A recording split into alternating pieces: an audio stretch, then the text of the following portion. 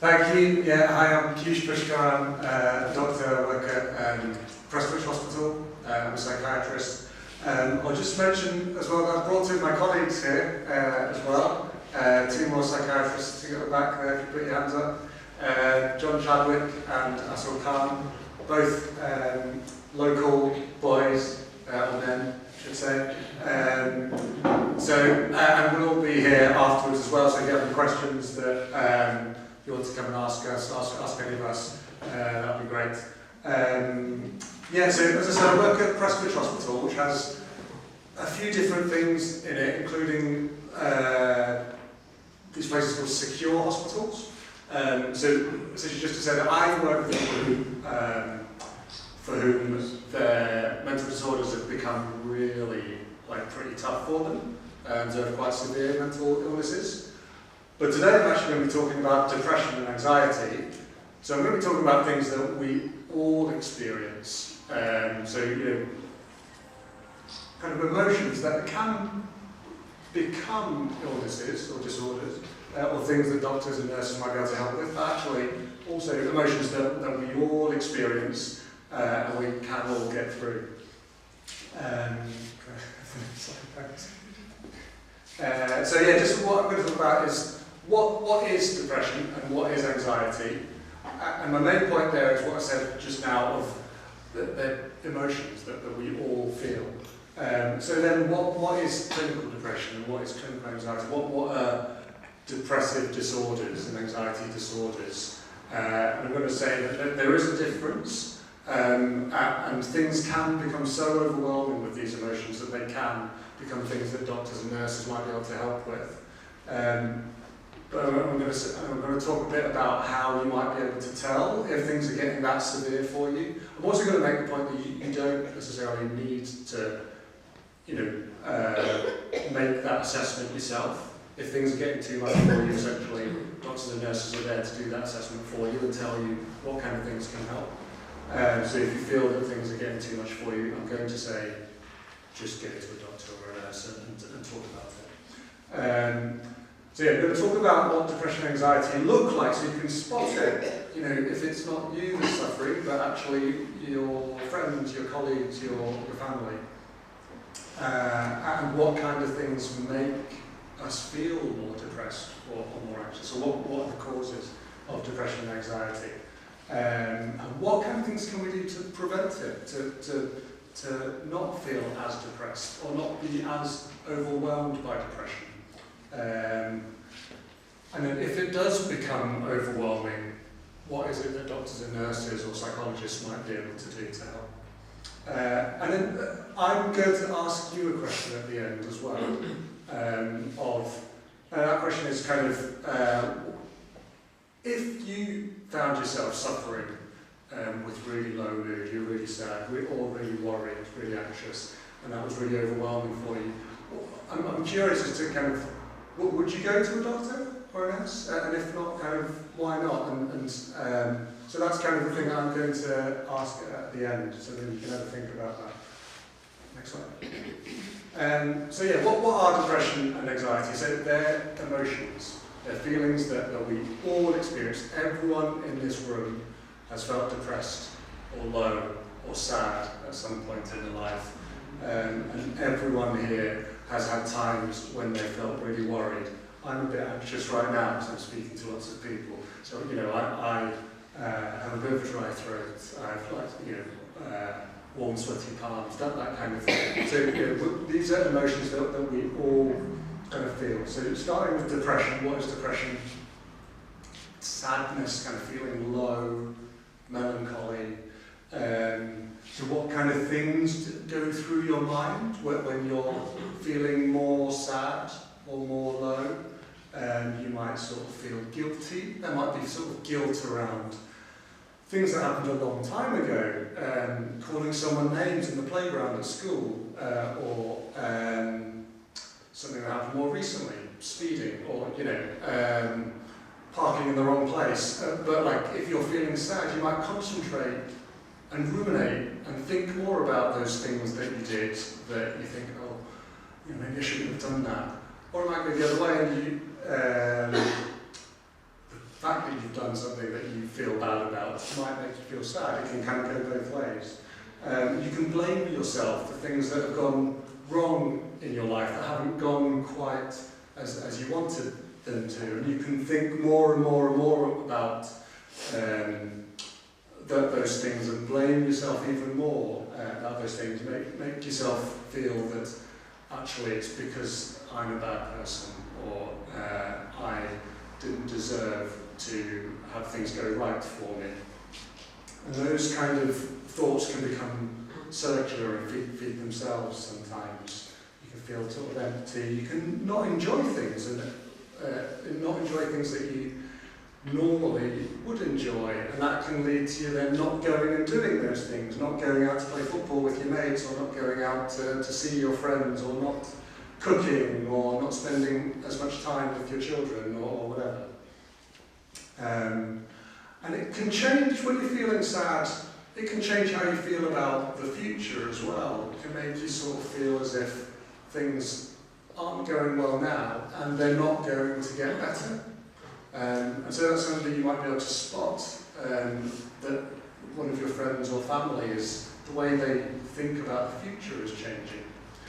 And as well as those kind of things that are going through your head when you're feeling sad, when you're feeling sad, you might notice that actually you notice different things in your body as well. You can feel more pain. And again, that's something that goes both ways. When you're suffering more with pain, that can make you feel sad. But if you're feeling sad, it can make you concentrate even more on your pain or other physical health problems. And that can stop you from sort of being able to deal with them better and just get on with it. You might have might feel more tired, less energy, difficulty with sleeping, might be sleeping too much, or not able to get to sleep, or getting to sleep a bit and then waking up and then not being able to get back to sleep. You might overeat, you might undereat, you might not kind of fancy eating. So all of these things kind of go along with sadness. With anxiety, that's more like feeling worried about something, feeling tense, a feeling of tension and panic. And so the things that are going through your head when you're feeling worried are more like something bad is going to happen. And that might be a sense of, I don't know what is going to happen, but something bad is definitely going to happen. Or you might have a sense of something quite specific is going to happen, like, oh, everyone's going to fall asleep while I'm giving a talk, or I'm going to crash my car, or whatever. And quite specific sort of worries. And the feelings that you have if you're feeling worried, feelings in your body, might be more like feeling hot, sweaty, dry in your throat, heart sort of beating really fast. And for lots of people, that might actually be how you recognise that you're feeling worried or anxious, more from the sort of the physical feelings of it. And when you know, and the other thing to mention with that is, the more you concentrate on feeling short of breath or hot and sweaty, it can make you even more worried. Again, it can kind of feed itself. So a question for you, what kind of things make you feel sad or worried? Does anyone want to share? I won't pick it, or maybe I will pick someone out. Yeah, go ahead. Exams. Exams. They make you feel worried? Or sad? Yeah, exactly, yeah. And that's a good one, because everyone has exams, and everyone feels worried about exams. For some people, it can become sort of overwhelming and really difficult for them. And there are ways they sort of develop ways of dealing with it. Have you developed sort of a way of dealing with it? Yeah, okay, so that was a good one. Okay, so I'm saying these are emotions that everyone experiences. So that if they're emotions that everyone sort of experiences, then why is it that you might suggest that it might be helpful to go and speak to a doctor or a nurse or a psychologist about these emotions? And the reason is, for some people, or for quite a lot of people, they can become so overwhelming that they become the only thing that you can think about or deal with. They just become too much to deal with, to cope with, and they just get in the way of kind of doing the things in your life that you want to be able to do. So whether that's kind of getting in the way of your relationships because you're too low to actually enjoy going out and seeing your friends, and that's not just once or twice. Maybe you're feeling so low for a period of weeks that you don't see any of your friends for 3 weeks, 4 weeks, several months, and then your relationships begin to suffer, and that kind of thing. Or you're too anxious to leave the house, and so you can't go to work, or you're too anxious to do something like get on public transport, so you can't. So it's limiting. So when these emotions are becoming a problem for you, that's when it might be turning into something that doctors and nurses and psychologists might be able to help with. There's examples of kind of the words that doctors and nurses and psychologists use are things like depression, or depressive disorder, social anxiety, or kind of phobic things where you become really, you have a phobia of a specific thing, so you become really scared of, for example, spiders or something, and that gets in the way of you being able to go places where you're worried the spiders might be. So that kind of working out whether your emotions have become so strong that it's turned into what we might call a mental illness, or just something that doctors and nurses might be able to help with. As I said before, that's not an assessment that you need to kind of make. The only thing is, if you're feeling that you're struggling with your emotions, then please go and speak to a doctor or a nurse or a psychologist. And they'll be able to indicate to you what kind of help is available. So what kind of things cause depression and anxiety? So we've kind of already mentioned that kind of the things that cause depression and anxiety are things that we all have in our lives. It's actually something bad happening to you, or it might be sort of an obstacle. So exams was a good example. It's not necessarily something bad, but it is an obstacle that seems bad in some way. You're more likely to suffer with depression or anxiety if there has been something quite bad that has happened in your life, and that might be something that's happened a really long time ago, when you're a child perhaps. So it could be something very serious, like having experienced violence, having been beaten up, having been abused or neglected as a child. Something quite serious like that, and that, as I said, might be something that happened a long time ago that you've managed to kind of deal with until and then suddenly at some point in your life you kind of think back to that and it becomes much more of a thing that you have to deal with in the moment.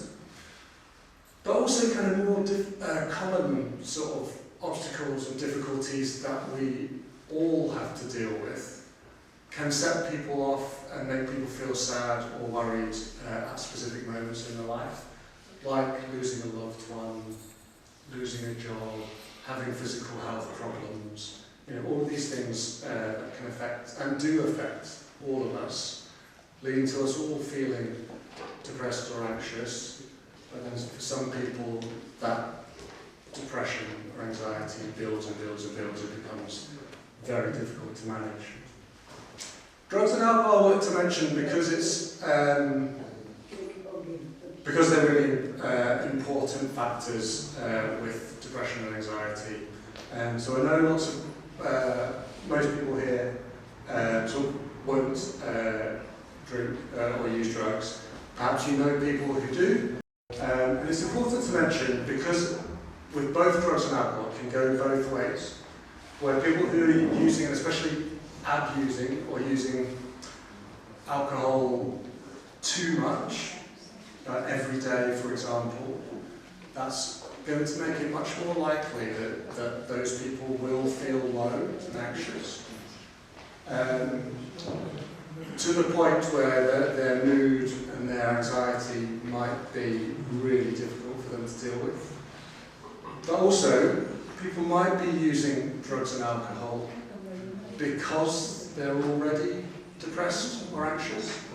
And so it can go both ways. And so when people have drug and alcohol problems and also some sort of mental health problem like depression or anxiety, it's really helpful for health professionals to try and deal with both problems at the same time, because it can go both ways in that way.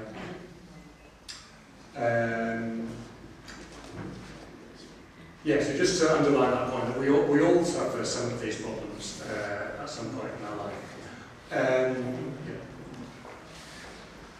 So what causes some people to be able to deal with their problems kind of better than other people? But for some people, they're already in a difficult state when something bad happens. So someone who has an insecure job and insecure housing is going to find it a lot more difficult to deal with losing a loved one than someone for whom their job is stable and they have secure housing. So these kind of factors of like insecurity, whether that's financial, housing, essentially not feeling secure in your kind of living circumstances, that's going to make you much more difficult for you to be what we call resilient, to actually be able to deal with problems in your life. And all these other things, like experiencing racism, discrimination, not having, or class discrimination, class exploitation, not earning enough money to be able to put food on the table, that's going to make it a lot more difficult for you to deal with, or much more likely that you're going to be put into circumstances where bad things are happening to you. Or kind of gender discrimination, sexism, not being able to go and do the things that that you would like to go and do, not having that freedom. That is going to affect your mood and give you more things to worry about.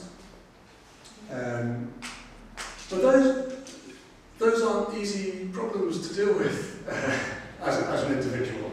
So I'll just move on to the next slide. So just to kind of illustrate this, these are some famous, I googled famous people from Rochdale. Can anyone name any of these people? Lisa Stansfield. Yeah. So that's Lisa Stansfield. Gracie Fields, yeah. Apparently the most famous film star in the world at one point. Anyone else? Bill Oddie, yeah, Bill Oddie. I've forgotten this guy's name, but he currently plays for West Ham. Is he Mark Robert? Oh, what's he called? Mark somebody? Chappers, yeah, Mark Chapman, yeah. What do we notice about all these people?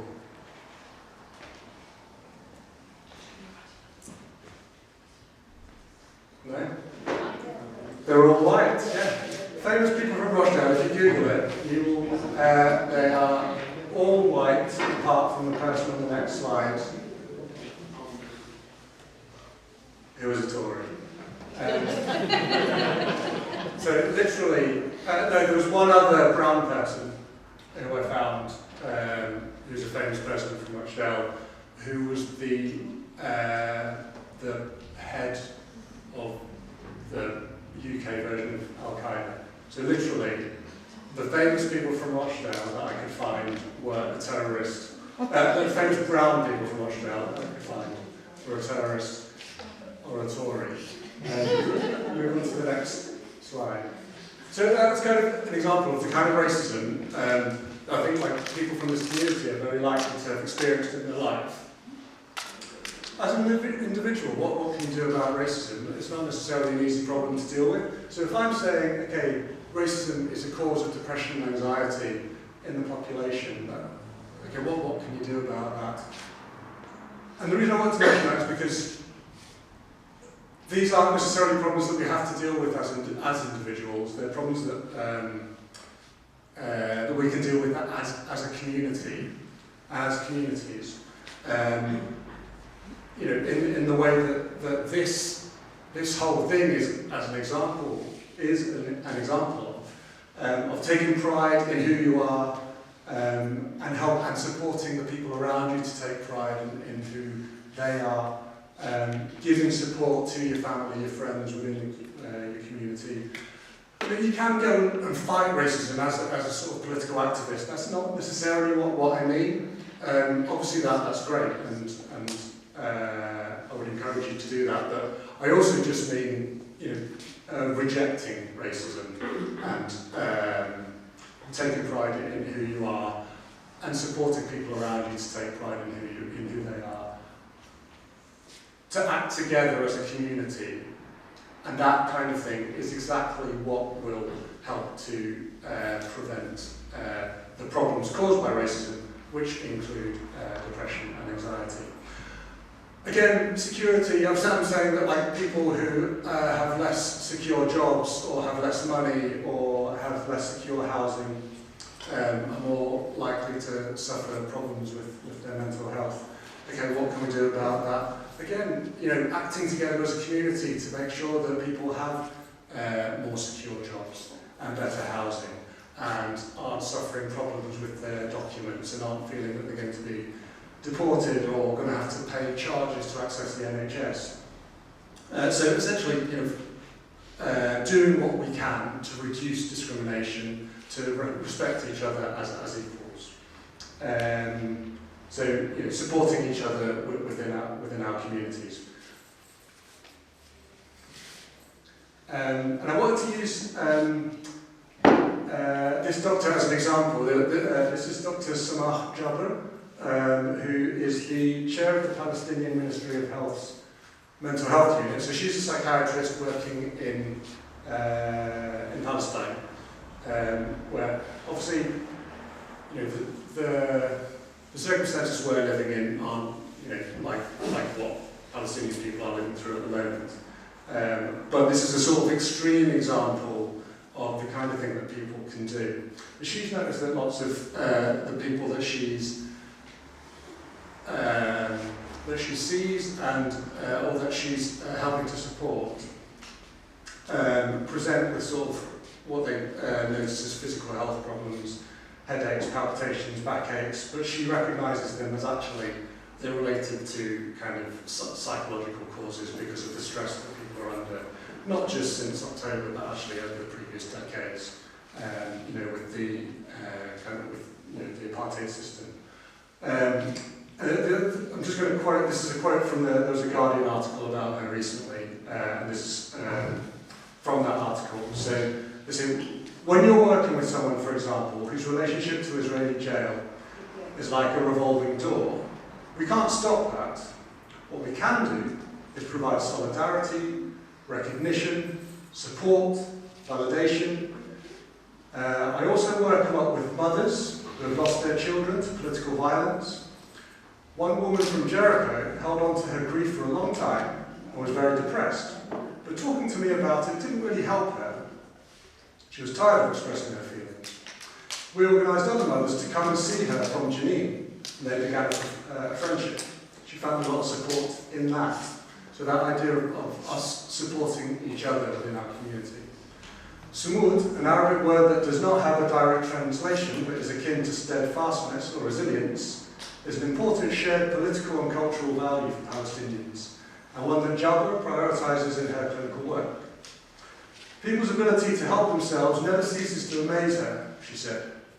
Young people whose childhoods were marred by time in Israeli jails do not necessarily want to come to her clinic or be stigmatised as ill, but what has helped is a grassroots programme in which adult men with experience of prison spend time with the teenagers. So that kind of sense of supporting each other and that I think what those teenagers will get from that is knowing that they are in a community and that they are supported by other people around them and they're not being abandoned by everyone, even if they have been oppressed by certain systems and people within where they live. So just showing to everyone else within your community that they are supported. Okay, next slide. And so, as I said, that is exactly what this place is doing. So I just wanted to mention, Deeplish Community Centre. I'm sure that what Sahel and the rest of the team here do, will be incredibly beneficial for everyone around here's kind of mental health and physical health, I'm sure. And so this is the kind of thing that I mean of supporting each other and helping each other to access what kind of support is available. So I've spoken about kind of what we can do as a community.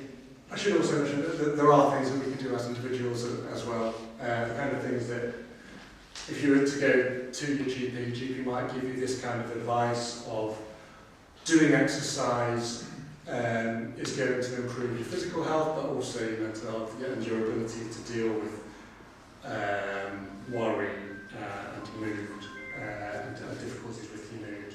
And just finding sort of some time to prioritise yourself, to go for a jog, go for a walk, see your friends, have a bath, whatever.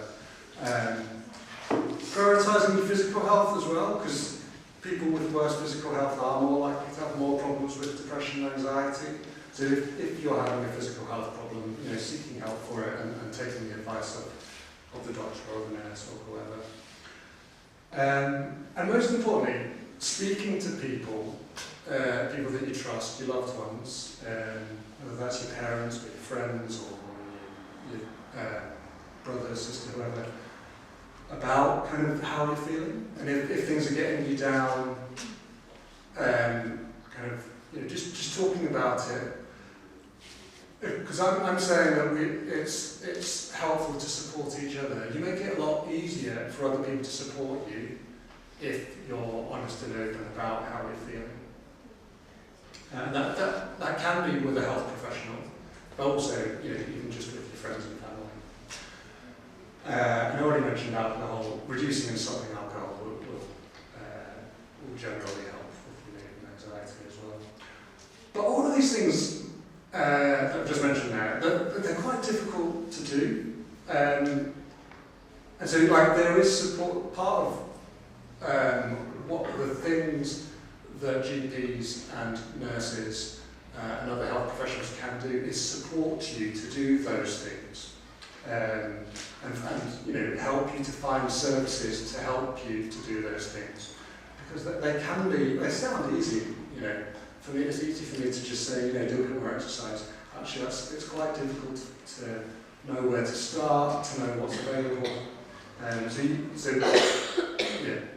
Just don't beat yourself up if you're struggling to do those things.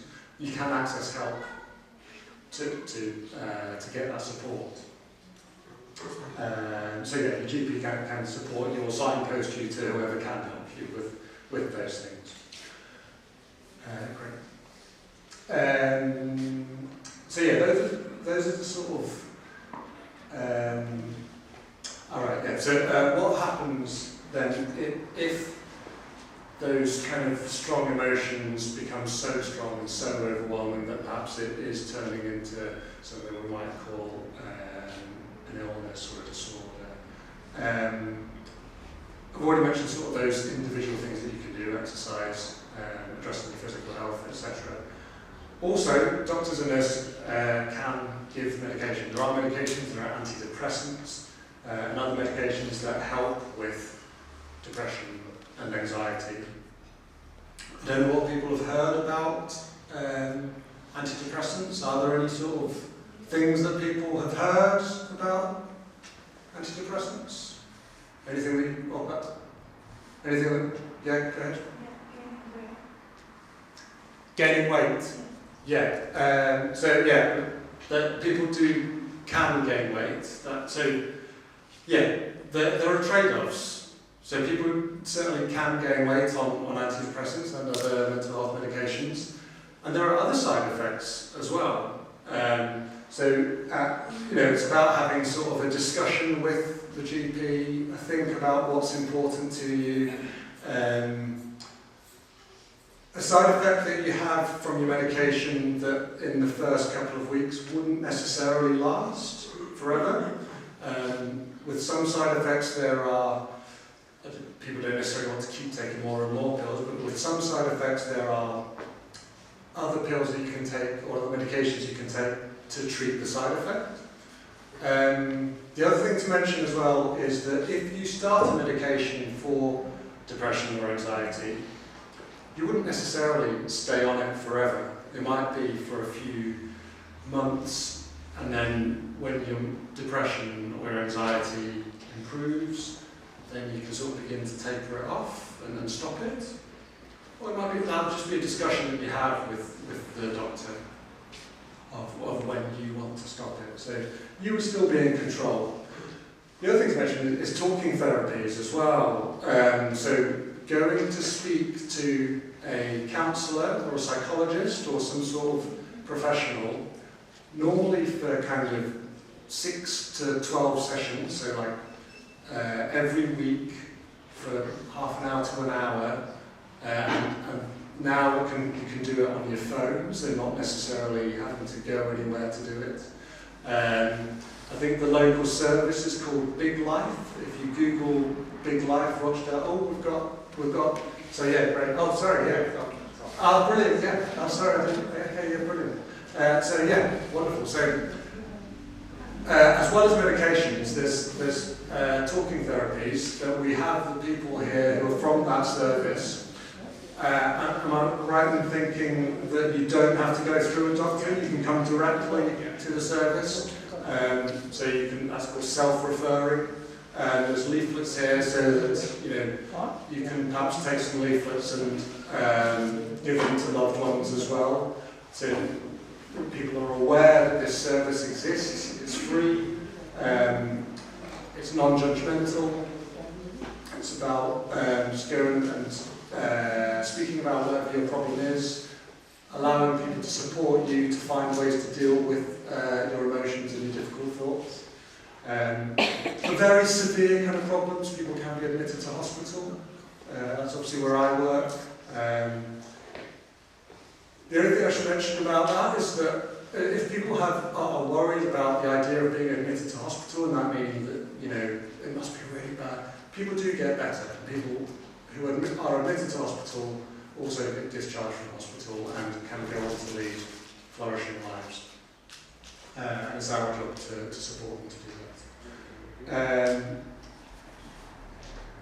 Yes, medications do work. Each individual medication wouldn't necessarily work for every individual. So if you find that a doctor gives you a medication that's not working for you, don't worry.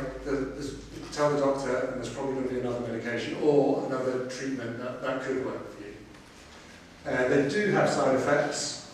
We have to be realistic about that. Weight gain is one of them. There are other side effects as well. So that's a discussion to have with